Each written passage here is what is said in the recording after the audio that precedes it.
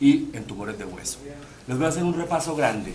O sea, los conceptos que les voy a dar son básicos que tenemos que aprender, repasar, reconocer y pues vamos a empezar con los tumores del sistema nervioso central.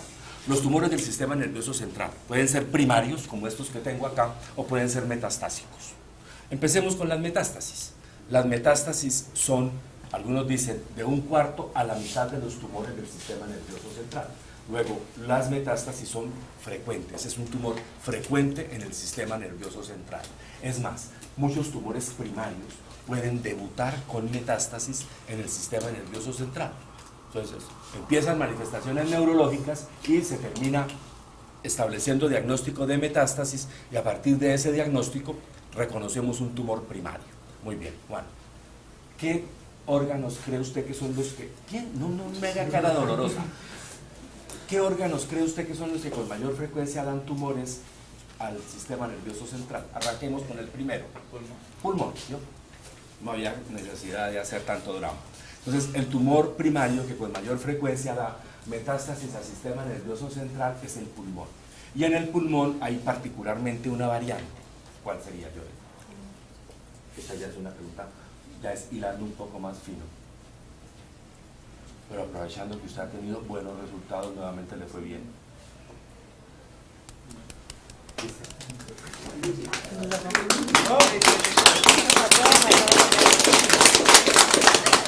Invitar a alguna cosa.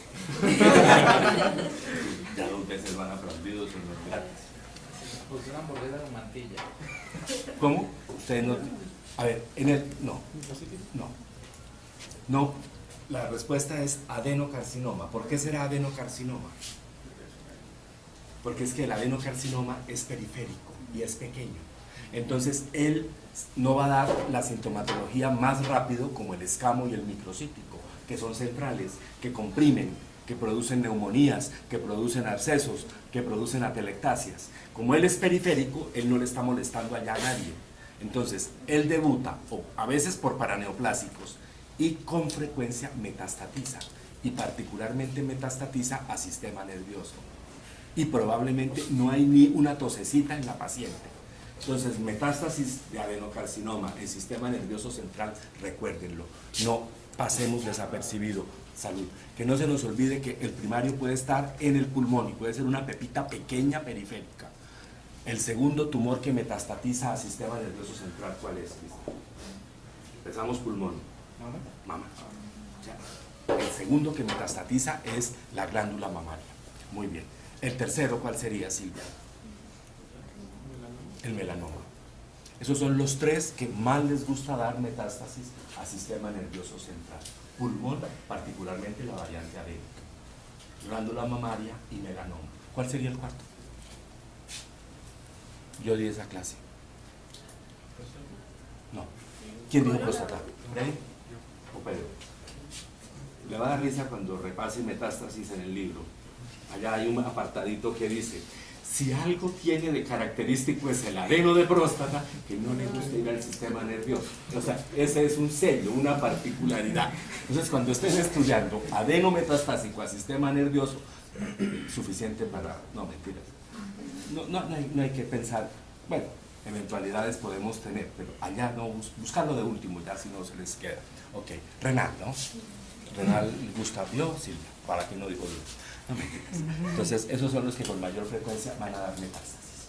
Ahora, la metástasis, ¿cómo esperan ustedes que sea macro? En una palabra. No, justamente lo contrario. La metástasis tiene tendencia a ser múltiple. O sea, similar a lo que veíamos en pulmón, similar de pronto a lo que veíamos en hígado.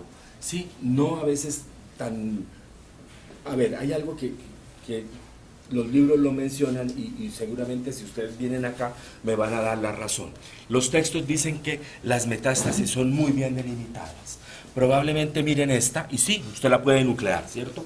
Si usted mira aquí la compañera, pues también la puede nuclear. Definitivamente están bien delimitadas. Pero miren estas otras. Mírenla por acá, miren por acá, miren por acá. ¿Ustedes alcanzan a decirme bien hasta dónde está la meta? No, seguramente no. En cambio, miren cómo en este tumor primario, en un momento dado, sí yo veo una mejor delimitación, por lo menos macroscópicamente hablando. Pero sí que es interesante. Es interesante que a pesar que uno no lo ve bien delimitado macro, micro sí está muy bien delimitado. Y ese es un hallazgo que a nosotros nos sirve. Que uno ve tumor y ya como que el tumor se corta y viene el sistema nervioso. Distinto en este que, miren que macro aparentemente yo delimito muy bien hasta dónde llega el tumor. En cambio micro, si yo tomo cortes de esta interfase en este tumor primario, seguramente veo muchas lengüetas de la neoplasia que están infiltrando a el parenquima cerebral adyacente. Retomemos nuevamente este caso. Entonces, la mayoría de las veces vemos lesiones multinodulares, ¿sí? Con alguna frecuencia las vemos que les gusta estar como en la unión entre sustancia gris y blanca. Ahí en esas áreas es donde mejor vemos las metástasis. Y lo otro, de la mano del compromiso del sistema nervioso está la diseminación o el compromiso de la dura. Entonces, con alguna frecuencia vemos metástasis intraparenquimatosa más metástasis de la dura. Y hay algunos tumores en los que particularmente el tumor se disemina extensamente. Hay tanta diseminación como tal que nosotros hablamos de carcinomatosis meningia para hacer referencia a esa intensa diseminación. Eso sí es casi que patrimonio. Yo veo eso y de una vez digo mama. O sea, yo veo carcinomatosis meningia, pues cualquier tumor potencialmente lo puede hacer. Pero en nuestro medio lo que más vemos es carcinoma de mama con esa diseminación o con esa carcinomatosis meningia. Tenemos entonces ejemplos de metástasis en el sistema nervioso central. Les cambio ahora vamos a mirar, a hacer otro análisis, Freddy. ¿Los tumores primarios del sistema nervioso pueden metastatizar hacia abajo? Primero, ¿eso será frecuente o no? Muy infrecuente. Es muy infrecuente, eso es válido. ¿Y quiénes dos podrían hacerlo? De entrada en el sistema nervioso central, todo lo que sea malo, póngale glioblastoma multiforme. ¿Quién hemorragia y necrosis? Glioblastoma. ¿Quién cruza línea media? Glioblastoma. ¿Quién mata rápido? Glioblastoma. ¿Quién eventualmente puede dar metástasis extra craneal? El glioblastoma. ¿Y cuál es el segundo? Empieza por M. Termina en A. Meduloblastoma, Laura, muy bien. Ese es el segundo. El meduloblastoma es patrimonio casi de qué órgano? Del cerebelo. Sí. Cerebelo, muy bien. Ok. Entonces ahora vámonos a los tumores primarios. Quedamos que las metástasis son entre un cuarto y la mitad de los tumores del sistema nervioso. Son bastantes. Muy bien. ¿Sería más frecuente en mujeres la metástasis? En este orden de ideas, si pensamos en adeno broncogénico más mama, eso le está diciendo a usted, con muy buen criterio, Joel, que es justamente más frecuente en mujeres. Muy bien. Eli, ¿qué sabe de los tumores primarios del sistema nervioso? Piensen en las células normales y póngales OMA. Y ya le quedan los tumores, hombre. Pues el glioblastoma es el más. Bueno, el glioblastoma por lo menos es el más agresivo. Eso lo tenemos claro, Cristian. ¿Qué más saben los tumores primarios? Que hay astrocitomas. ¿Qué más sabemos? Que hay oligodendrogliomas. Pedro, ¿qué más sabemos? Que hay ependimomas. Si yo tomo astrocitoma más oligodendroglioma más ependimoma, ¿cómo llamo a esos tumores? Gliomas. Muy bien, entonces partamos de los gliomas. Los gliomas, ¿de qué células se originan, Karina? ¿De qué células se originan? ¿De qué células se originan? ¿De qué células? A mí me lo enseñaron facilísimo. El astrocitoma se origina de los astrocitos, el oligo de los oligodendrocitos. Hoy día, cuando le quieren a uno cambiar las cosas y no saben qué decir, inventan. Entonces nos dijeron, estos tumores todos vienen de la misma célula, las típicas totipotenciales. Y a partir de ahí ellos hacen una divergencia en cualquiera de las tres líneas. La gran mayoría de las veces, pues, ¿qué vamos a ver? Vamos a ver astrocitomas. De los tumores primarios, ¿cuántos son astrocitomas? ¿Qué porcentaje? ¿Cuánto? 80. Son bastantes. Entonces, seguramente cuando uno está viendo un tumor del sistema nervioso central, lo más probable es que lo que está viendo es un astrocitoma. Muy bien. Los astrocitomas, los grados van de cuánto a cuánto. De 1 a 4. Muy bien. 4 es quién. Glioblastoma multiforme. 3, ¿quién es? Astrocitoma anaplásico. 2, ¿quién es?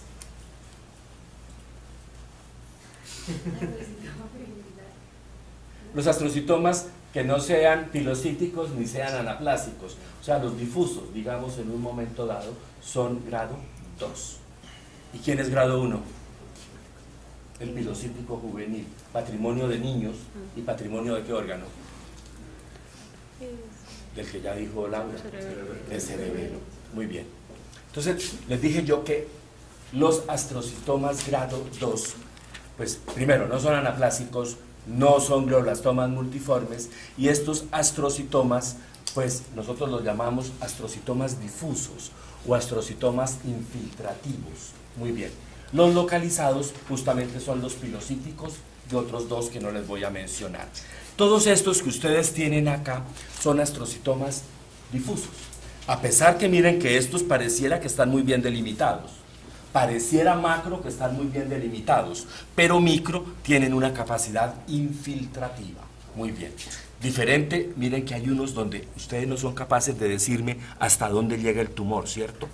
O sea, se pierden completamente. Eso sí que realmente son astrocitomas difusos, astrocitomas infiltrativos, son astrocitomas grado 2, desde luego, desde el punto de vista microscópico.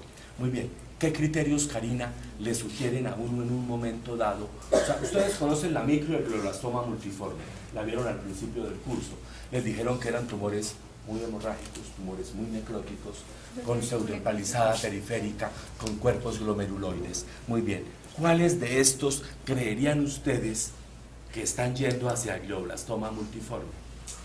Este. Y hay uno más feo. Este. Miren esto acá. Para efectos los dejamos como astrocitomas, pero ¿qué hace a veces difícil el estudio de estos órganos? De estos tumores, perdón. Que fíjense que hay zonas muy hemorrágicas y otras zonas que no. Entonces, dependiendo de donde caiga la biopsia, puede ser el diagnóstico.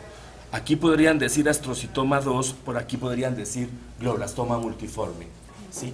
Entonces, eso hace a veces que reproducir en un momento dado la histología en estos tumores no sea fácil.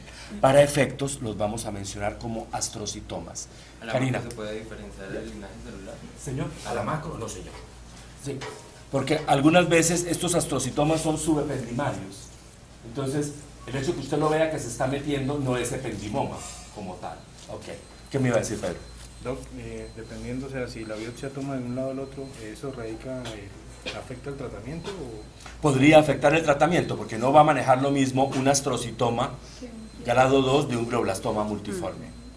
Entonces aquí de todas formas nos ayudamos mucho de las ayudas radiológicas, porque si el radiólogo dice que él piensa que hay elementos de glioblastoma multiforme en la radiología, que adicionalmente usted está viendo que el tumor le cruza la línea media y el patólogo dijo que era solo astrocitoma, seguramente lo van a manejar como un glioblastoma multiforme. Particularmente las lesiones que estamos viendo hoy, sí que para el buen diagnóstico uno necesita un manejo en equipo, que haya un patólogo, que haya un clínico y que haya un radiólogo. En este que tenemos acá es imprescindible es sin el concurso de un radiólogo nosotros no podemos establecer un diagnóstico histopatológico de un tumor en hueso. Eso es algo que a ustedes les tiene que quedar desde ya. Volveremos nuevamente a ratificar eso cuando pasemos allá. Continuemos con nuestro astrocitoma. Ok. Ha mejorado de todas formas la posibilidad de manejo en estos pacientes. Hoy día ya el glioblastoma multiforme sigue siendo una neoplasia muy agresiva, con yo me atrevo a decir que a 2 años prácticamente el 100% de estos pacientes desafortunadamente han fallecido. Hay nuevas alternativas terapéuticas, pero pues desafortunadamente el manejo no sigue siendo, no es todavía el mejor. Muy bien. como chisme histológico, los que encontramos diferenciación neuronal, o sea, por si alguna vez oyen que hay un paciente con glioblastoma multiforme, preguntan si hay o no diferenciación neuronal. Mejora en algo el pronóstico porque tiene alguna diana terapéutica, esos pacientes que tienen diferenciación neuronal. Nos venimos ahora a las meninges. Tenemos ahora un tumor frecuente que obviamente vamos a llamar meningioma. Fíjense ustedes que la neoplasia está perfectamente adherida a la dura. Son neoplasias que generalmente tienen ese tamaño que ustedes están observando ahí, 2-3 centímetros. Son lesiones obviamente muy bien delimitadas, son lesiones relativamente firmes. Miren la impresión que dejó cada uno de ellos en el sistema nervioso. Estos dos, pues realmente fueron hallazgos incidentales de la autopsia. Esto entonces para decirles que seguramente son lesiones que pueden ser silentes por mucho tiempo. Distinto en los astrocitomas. Devolvámonos a los astrocitomas, Elizabeth, y pensemos en la clínica. ¿Cómo será la clínica de un astrocitoma, Elizabeth? Lo último que vamos a decir es depende de la localización. O sea, habrá algunas manifestaciones que son generales, tal, y otras que dependen de la localización. Quiero que pensemos en las generales. Cefalea. O sea, esta es una constante. Son pacientes con cefaleas justamente constantes, progresivas, que no ceden. ¿Qué más habrá? ¿Qué más habrá? ¿Perdón?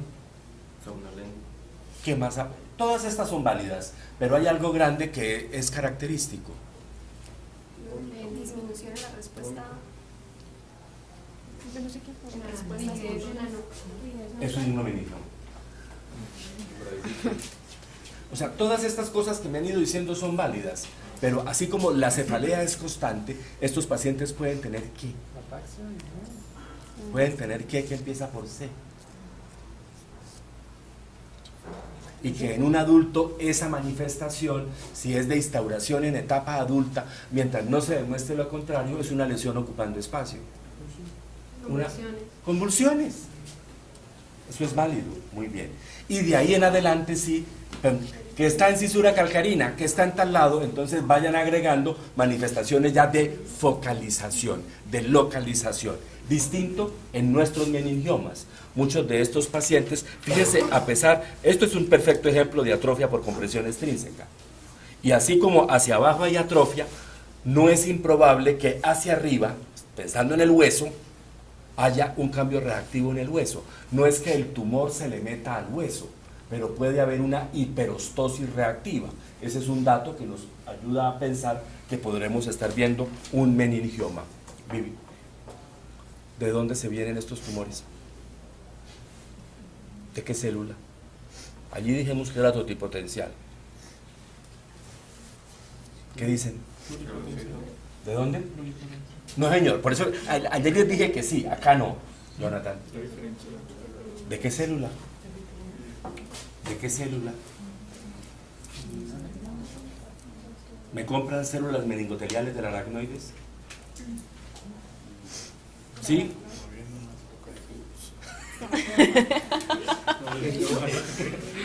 Bueno, sí, alcancé a oír, claro, yo tengo oído distinto. No, bueno, ok, muy bien. Listo. Entonces, de células meningoteliales de la aracnoides. En consecuencia, ¿cuál será la variante más frecuente del meningioma? Pónganle apellido. La meningotelial, así de sencillo. Muy bien. Ok. Entonces, ¿los meningiomas son benignos o malignos? Ahí sí. Depende.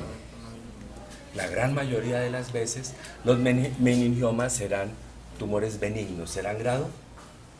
1. Pasamos ahora a una segunda posibilidad, que los vamos a llamar meningiomas atípicos. ¿Serán grado? 2. Y en el último lado del espectro tenemos los meningiomas anaplásicos. ¿Esos serán grado? 3. ¿Estamos? Aquí no hay 4. Llegamos hasta el 3.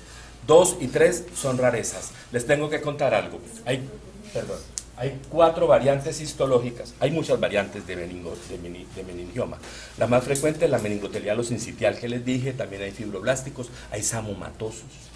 Hay unos que tienen gran cantidad de cuerpos de samoma y hay 4 variantes que por sí sola dan grado. Eso no se lo tienen que aprender, pero sepan que eso existe. Que 2 variantes de entrada son grado 2 y hay otras 2 variantes que de entrada son grado 3. Entonces eso quiere decir que habrá 4 variantes que son más agresivas. Muy bien, vamos ahí. Ok. Meningiomas son entonces el diagnóstico acá. Acá estamos hablando de astrocitomas. Pregunta, y esto es un clásico de la medicina y ustedes se lo tienen que saber, espero que alguno me lo conteste. Si ustedes lo que tienen es un paciente en el que le dicen, oiga, su paciente lo que tiene es un tumor en el ángulo pontocerebeloso. ¿Qué tumor tiene su paciente? No. Eso, un schwannoma, un neurilemoma del acústico. Schwannoma, perfecto. Son tumores firmes, bien delimitados. Eso no se les olvide nunca. Hace uno diagnóstico de entrada.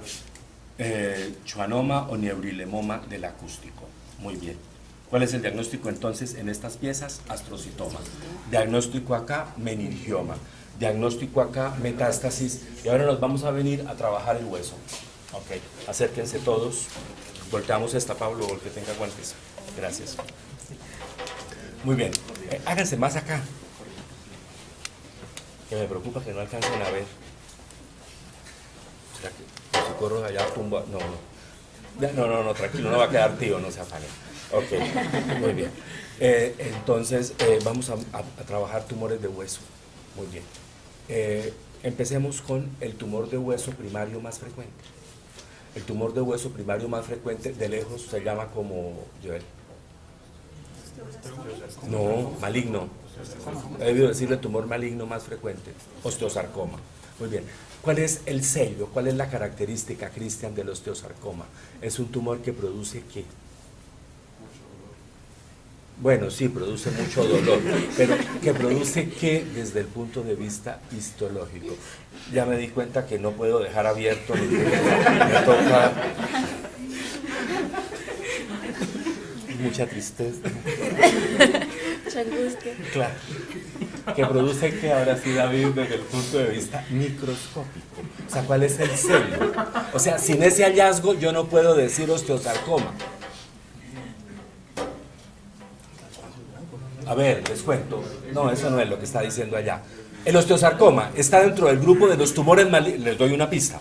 El osteosarcoma está dentro del grupo de los tumores malignos formadores de hueso. Luego, ¿qué debe producir él histológicamente?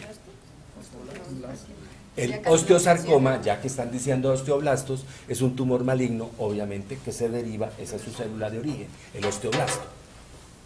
Pero él histológicamente produce ¿qué? Que empieza por O y termina en E. Y es un hueso maduro osteoide, obviamente. O sea, sin presencia de osteoide, yo no puedo hacer ese diagnóstico.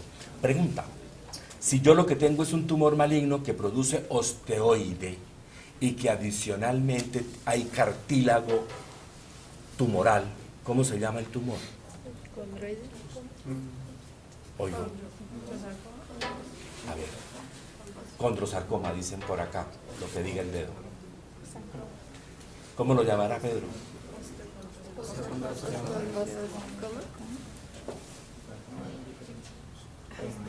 A ver, les ayudo. ¿Cuál será la variante? Hay muchas variantes de osteosarcoma. ¿Cuál será la variante histológica más frecuente? ¿El osteosarcoma qué? Yo les dije, ¿de qué célula les dije yo que se originaba? ¿Cuál será la variante más frecuente? ¿El osteosarcoma qué? Osteoblástico. No tengo problema. ¿Cómo van a llamar ahora al tumor maligno que produce osteoide y tiene cartílago maligno? ¿Osteosarcoma qué?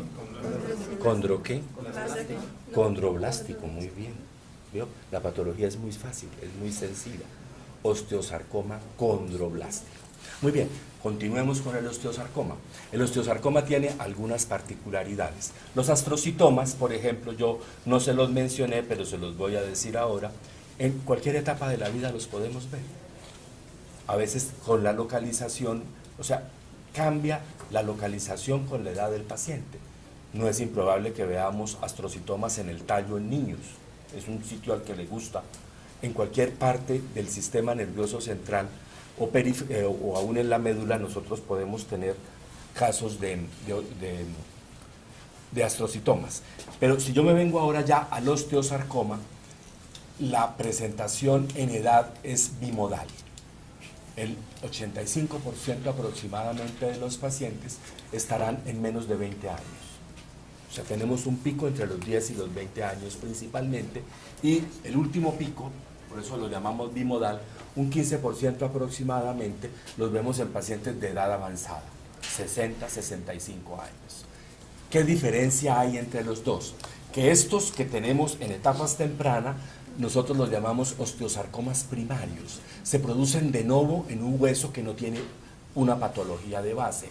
Estos que vemos en etapas avanzadas los vamos a llamar osteosarcomas secundarios, porque se producen en huesos que tienen patología de base, particularmente ¿qué?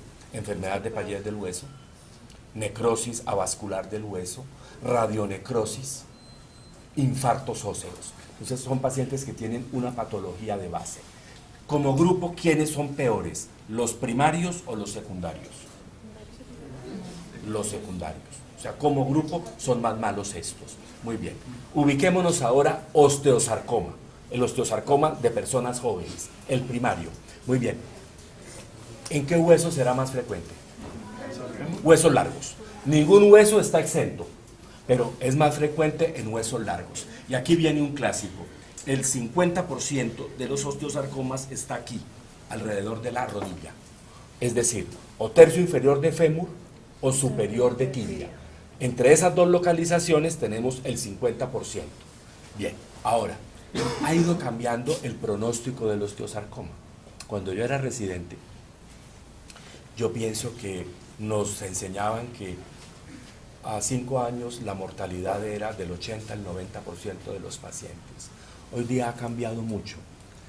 Solamente ya en este momento, el 10 al 20% de los pacientes con osteosarcoma en el momento del diagnóstico tiene ya metástasis.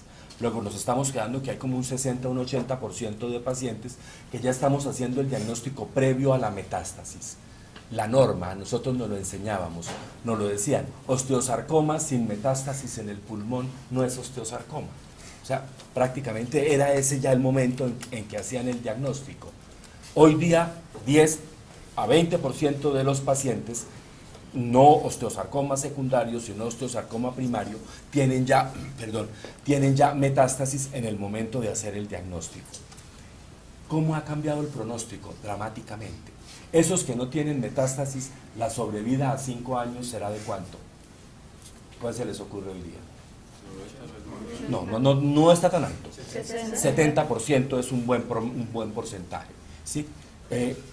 Los preparan con quimioterapia, les reducen el tamaño. A nosotros nos llegaban 1 o 2 veces al mes una amputación desde acá. Hoy día, pues, nos están llegando ya bloques quirúrgicos. O sea, en esto ha mejorado muchísimo el manejo, ha mejorado la sobrevida. ¿Quiénes todavía siguen teniendo mal pronóstico? Los que ya tenían metástasis en el momento del diagnóstico y los osteosarcomas secundarios. Eso ya, la sobrevida a 5 años es solo del 20%. O sea, siguen siendo malos. Entonces, bueno, en los osteosarcomas tenemos varias cosas. Primero, pueden ser primarios o secundarios. ¿Quiénes son más frecuentes? Los primarios. ¿Quiénes tienen más mal pronóstico de esos dos? Los secundarios. Más frecuentes huesos largos. Y ahora ubiquémonos en los huesos largos.